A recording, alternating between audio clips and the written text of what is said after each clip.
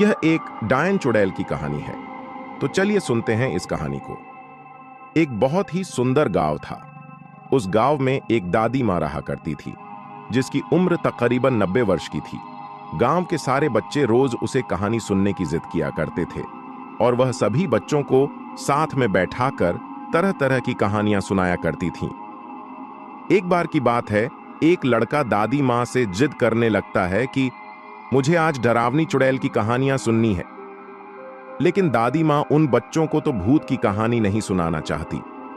उन्हें लगता है कहीं बच्चों के मन में डर न भर जाए। लेकिन सभी बच्चे दादी माँ से जिद करने लगते हैं। तभी दादी माँ कहानी सुनाना शुरू करती है। एक जंगल में एक पहाड़ी थी। वहां एक डरावनी चुड़ैल रहा करती थी। उस पहाड़ी में एक छोटा सा खंडहर था। उसी खंडहर के अंदर चुड़ैल का खजाना छिपा था, जिसमें बहुत से रत्न, हीरे, मोती, जवाहरात और महिलाओं के बहुत से आभूषण भी थे। वह चुड़ैल खजाने की रक्षा करने के लिए उस जंगल में भय का माहौल बनाए रहती थी, ताकि कोई उस खंडहर के करीब ना आ सके।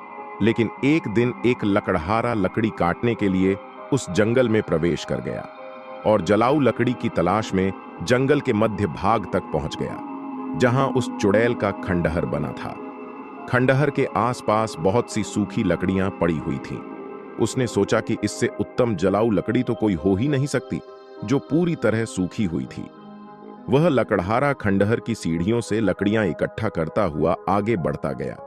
जैसे ही वह द्वार तक पहुंचा, वहां एक बहुत ही विशाल दरवाजा था, जो पूरी तरह लकड़ी का बना हुआ था। लकड़हारे ने आज से पहले इतनी खूबसूरत कारीगरी कभी नहीं देखी थी। जैसे ही उसने उस दरवाजे को स्पर्श किया है, उसे अजीब सा एहसास हुआ। उसे ऐसा लगा मानो कोई उसे अंदर बुला रहा हो।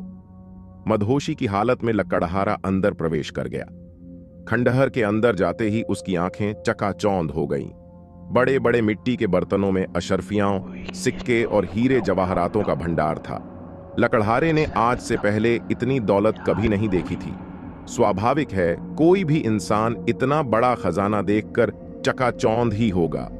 तभी खंडहर के अंदर एक आहट के साथ दरवाजा बंद हो जाता है और जोर से हवाएं चलने लगती है।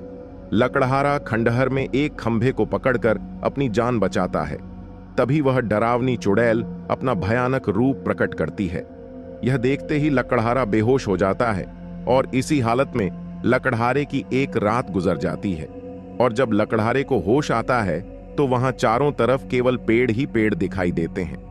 लकड़हारे को कुछ समझ नहीं आता कि वह यहां कैसे पहुंचा। लकड़हारा अपने कुर्ते की जेब में हाथ डालता है तो उसे एक सोने का सिक्का मिलता है। वह यह देखकर बहुत प्रसन्न हो जाता है। वह सोचता है उसकी जान बच गई और उसे इतना बड़ा सिक्का भी मिल गया, जिससे उसका खर्चा तो चल ही जाएगा।